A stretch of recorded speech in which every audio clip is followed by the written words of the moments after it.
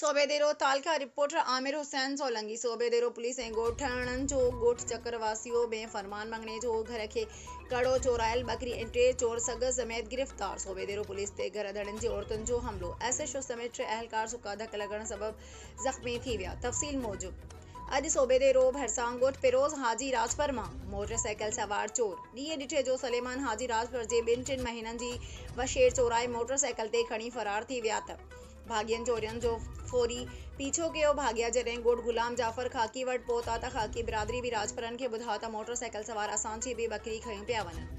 राजपर बिरादरी ऐं खाकी बिरादरी ॻोठ चकर वारियासो में मंगणे जा बिरादरी जे फरमान मंगणे जो जे घर के कड़ो हुयो ऐं सोबेदेरो पुलिस खे इत्तला ॾिनो। सोबेदेरो पुलिस जीअं ई पहुती त मंगणे जा बिरादरी जे औरतुनि सोबेदेरो पुलिस ते लठियुनि सरोटनि ऐं ढिंगरनि सां हमलो करे ॾिनो।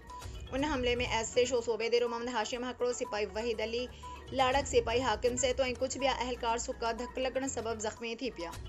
हिक अहलकार खे नाज़ुक उज़्वे में औरत जी लत लगण सबब नीम बेहोश पिण थी वियो। उन दौरान अहलकार जा कपड़ा लीड़ू थी विया। वधीक नफ़री पहुचण बाद पुलिस घर अंदर दाख़िल थी हिक कमरे मां चोरायल बकरी ऐं 3 चोरन फरमान मंगणे जो, इकबाल उर्फ आशिक उर्फ पप्पू मंगणे जो, मुर्तज़ा मंगणे जो के सग समेत गिरफ्तार करे सोबेदेरो थाणे जे लाकअप में बंद कयो। SHO सोबेदेरो मीडिया वारनि खे ॿुधायो त औरतुनि जे हमले में मूं समेत मुंहिंजा अहलकार सुका धक लगण सबब ज़ख़्मी थिया आहिनि। गिरफ्तार थियलनि मथां नज़ीर हुसैन खाकी जी फरियाद ते केस दाख़िल कयो वियो।